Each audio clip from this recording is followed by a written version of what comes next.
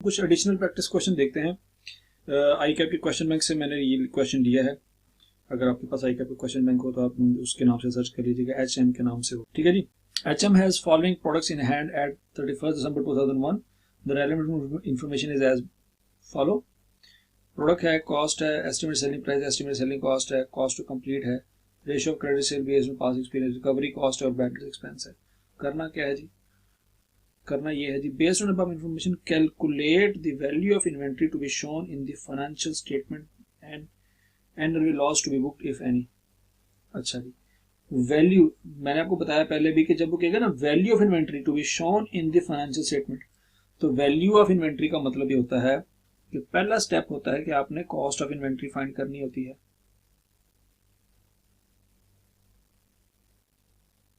ठीक है जी। दूसरा स्टेप होता है कि आपने एनआरवी फाइंड करनी होती है। एनआरवी क्या होती है? एनआरवी का फॉर्मूला आपने याद रखना है, estimated selling price less estimated selling cost less estimated completion cost. ठीक है जी। फर्स्ट करें जी, एस्टिमेट सेलिंग प्राइस है जी Y, उसमें से आपने ये दो चीजें माइनस करनी है, आपके पास आंसर आ जाएगा ए। फर्ज करें ये आपके पास आ गई जी एनआरवी ए, ऊपर एक्स एक्स एक्स ए। अब इन दोनों में जब काम कर लिया आपने, दोनों वैल्यू निकाल ली है, तो तीसरा काम करना है लोअर ऑफ कॉस्ट और NRV to be return in financial statement. Financial statement में क्या होगा, इन दोनों में से जो लोअर वैल्यू होगी वो ट्रांसफर होगी। ये हमारा मेन कंसेप्ट है, इस कंसेप्ट को आपने याद रखना है। इस कंसेप्ट को सामने रखते हुए हमने ये सवाल सॉल्व करना है। ओके जी। अब अगला पॉइंट ये है कि जब आपके पास एक ही कंपनी के पास 4-5 प्रोडक्ट हो तो हर प्रोडक्ट की कॉस्ट को उसके एनआरवी से कंपेयर करेंगे। टोटल प्रोडक्ट की तमाम प्रोडक्ट की टोटल कॉस्ट को निकाल के तमाम प्रोडक्ट की टोटल एनआरवी के साथ कंपेयर नहीं करना हमने, हर प्रोडक्ट की इंडिविजुअल कॉस्ट इंडिविजुअल एनआरवी से कंपेयर होगी। ये बात आपने अच्छी तरह से याद रखनी है। तो यहाँ पे 1 2 3 4 5 प्रोडक्ट हैं तो 5 कॉस्ट है तो 5 एनआरवी होंगी, कंपेयर होगा, तो फिर उसके बाद जाके हमने कैलकुलेशन करनी है। ठीक है जी। तो यहाँ पे हम देख लेते हैं एनआरवी। तरीका यही होगा कि हम एक कॉलम टेबल बना देंगे।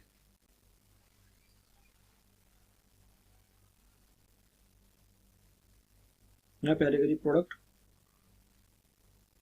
कौन सा है, यहाँ पे आ जाएगी कॉस्ट, यहाँ पे एस्टिमेटेड सेलिंग प्राइस, यहाँ पे एस्टिमेटेड सेलिंग कॉस्ट, यहाँ पे एस्टिमेटेड कंप्लीशन कॉस्ट, यहाँ पे एनआरवी फॉर्मूला लग जाएगा, और यहाँ पे लोअर वैल्यू जो आगे जाएगी, और एक और कॉलम बन जाएगा लोअर वैल्यू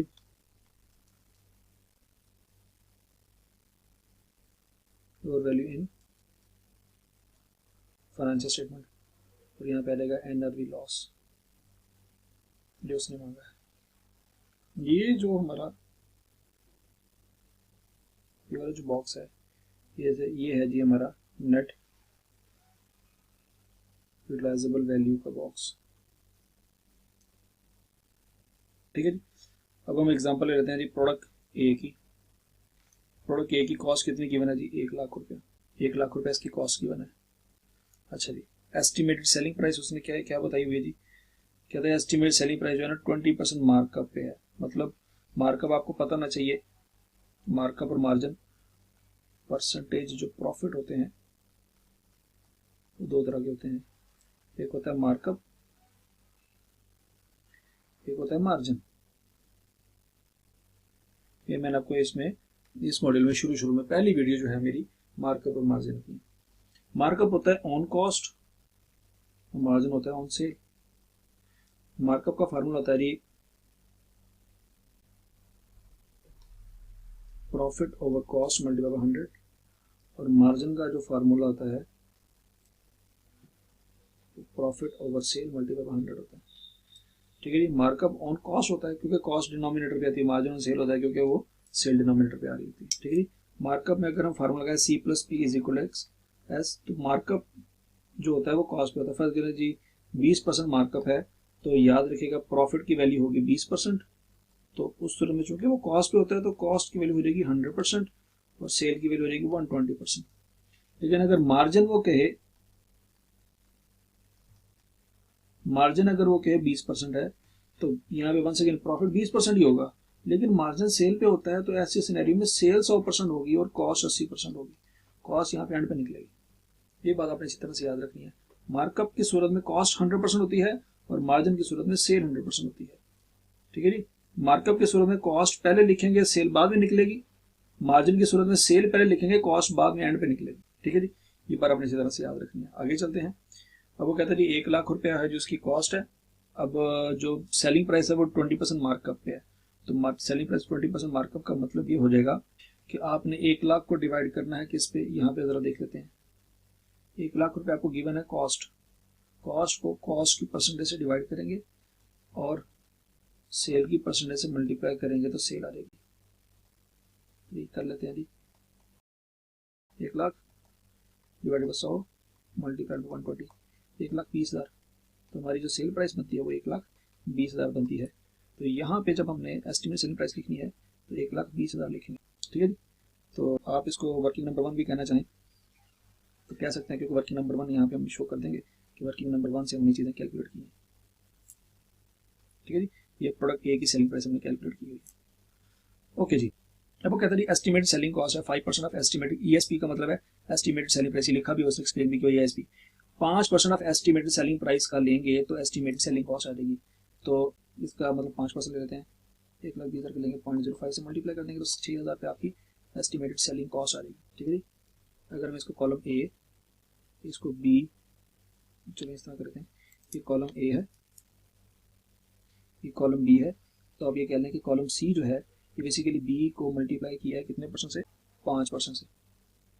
ठीक है, मतलब बी का 5% लेंगे तो कॉलम सी आ जाए। ओके, आगे चलते हैं जी। Estimated cost to complete sale is 50% of cost. तो यहाँ पे हमने क्या करना है कि भाई कॉलम जो डी है ये बी का 15% है, क्योंकि कॉस्ट वाला कॉलम को हमने, सॉरी ए बी नहीं, ए का 15% है। ठीक है, यहाँ पे हमने एक्सप्लेन करते जाना है कि कॉलम ए है, इसका 15% लेना है ताकि एग्जामिनर को समझ आए। इंटू 0.15 क्या आ जाएगा जी, 15,000। अब एनआरवी का जो कॉलम है ई किसके बराबर होगा, ये बराबर है estimated selling price minus estimated selling cost minus estimated completion cost. तो E is equal to B minus C minus D. अगर आप ये लिखेंगे तो एग्जामिनर को समझ आ जाएगी कि ये आंसर निकला कैसे है। अब आपने ई निकालना है तो तरीका क्या है जी, सेलिंग प्राइस में से दोनों माइनस कर दें। तो करके देख लेते हैं जी। सेलिंग प्राइस 1,20,000 माइनस 6,000 माइनस 15,000, 99,000 आपकी आती है एनआरवी। अब लोअर यहाँ पे लिखेंगे, लोअर ऑफ कॉस्ट है आपकी ए, लोअर ऑफ ए और ई, इन दोनों से लोअर आगे यहाँ पे लिखेंगे। ए है जी हमारा कितना जी 1,00,000, ई है 99,000, तो 99,000 ट्रांसफर हो जाएगा। लॉस का मतलब क्या होता है कि कॉस्ट से एनआरवी जितनी नीचे जाएगी उतना लॉस हो जाएगा। तो पहले सिनेरियो में आपको 1,000 रुपये का लॉस हुआ है। लॉस का फार्मूला लिख लेते हैं, ए माइनस ई। ठीक है जी, ए को ई से कंपेयर करना, अगर आंसर आया तो लॉस है। ओके जी, पहला यहाँ पे खत्म हो गया। अब बी प्रोडक्ट है, बी प्रोडक्ट देखते हैं जी। बी प्रोडक्ट की कॉस्ट है जी 2,70,000, वो यहाँ पे लिख देते हैं जी। चलिए एस्टिमेट सेलिंग प्राइस निकालनी है हमने, 15% मार्जिन पे है। तो working number 1 once again,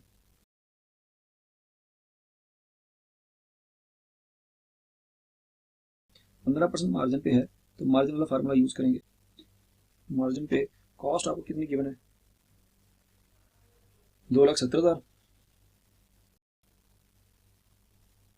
15% margin का पता मतलब क्या है, 15% मार्जिन का मतलब यह है कि आपके पास जो प्रॉफिट है वो 15% है और कॉस्ट जो है वो, फिर अगर सेल प्राइस आपकी 100% है तो कॉस्ट आपकी निकलेगी 85% है। तो आपको अगर कॉस्ट गिवन है तो कॉस्ट को कॉस्ट की परसेंटेज से डिवाइड करेंगे, 85 मल्टीप्लाई करेंगे सेल पे 100 से, तो यहाँ पे हमारे पास सेल प्राइस आ जाएगी 2,70,000 डिवाइड बाई 85 मल्टीप्लाई बाई 100, तो 317,647। 317647 ये यहाँ पे लिख देंगे 317647 ये आ गया। अब है जी क्या कहते हैं estimated selling cost 3% of ESP, मतलब 3% लेना है आपने। कितना अभी 5% लिखेंगे, यहाँ पे परसेंट लिख देंगे x%, जो भी क्वेश्चन रहेगी बराबर। अच्छा जी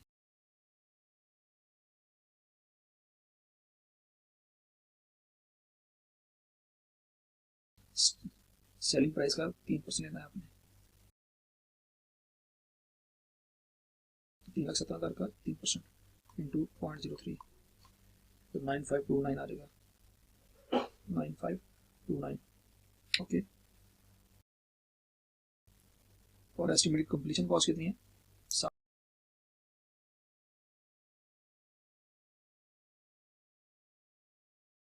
7% है, इसका मतलब यहाँ पे फिर 15% नहीं लिखेंगे, हम लिख देंगे x% जो क्वेश्चन में कितना होगा ओके।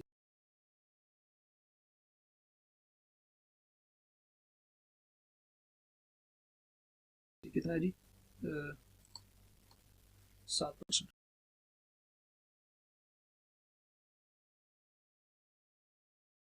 कॉस्ट का 2,70,000 का लेना है जी 7%, नहीं लिखेंगे, हम लिख देंगे x% जो क्वेश्चन में कितना होगा ओके जी। कितना है जी 7%। कॉस्ट का 2,70,000 का लेना है जी 7%, 107 18,900 ठीक है जी।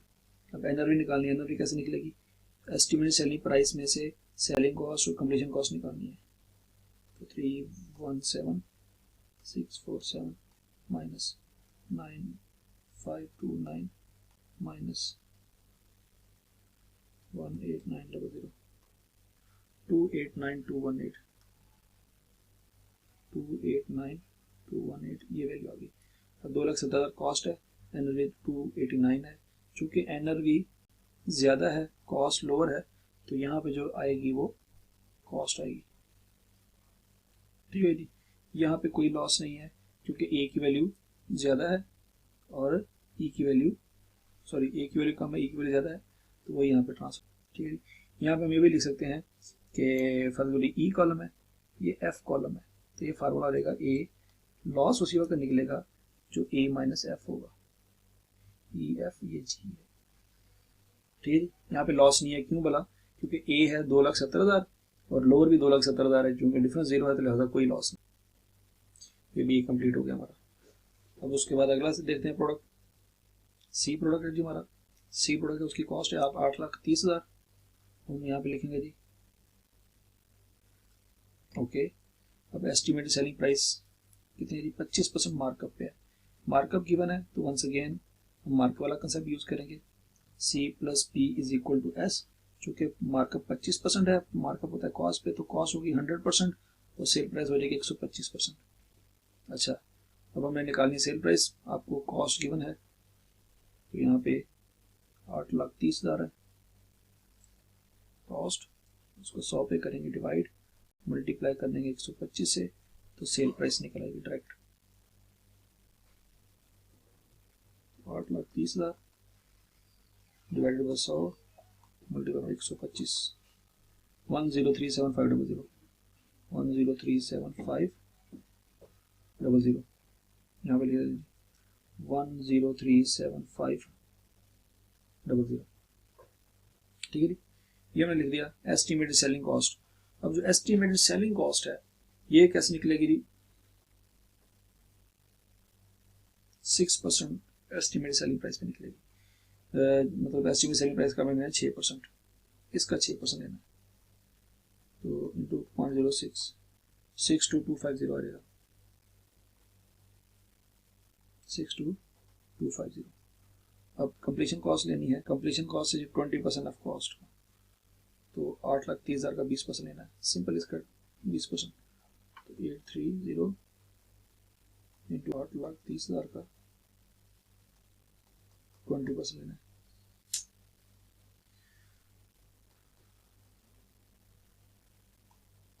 .2 से मल्टीप्लाई करेंगे 1,66,000 बनता है ये यहाँ पे लिखा कर लें। अब एनआरवी निकालनी है तो तरीका क्या है, सेलिंग प्राइस में से इन दोनों को माइनस कर देते हैं। 1037500 माइनस 62250 माइनस 166000 809250 होता है हमारा आंसर, 809250 आएगा।